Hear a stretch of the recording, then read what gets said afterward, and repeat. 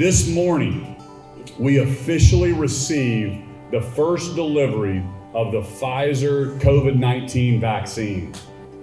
This is a major step to get us back to normal. But I want to be very clear, we're not going to get there overnight. It feels like a lifetime has passed since those days in April. And today, standing near a vaccine distribution facility, I feel I can say for the first time that we have finally arrived at the beginning of the end. One way, I'm not just doing it for me, I'm doing it for you and your family too.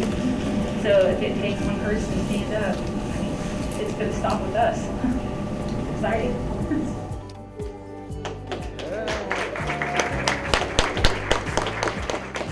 For those of you in the community who know a healthcare worker, please extend your appreciation to them. They are the heroes of this pandemic.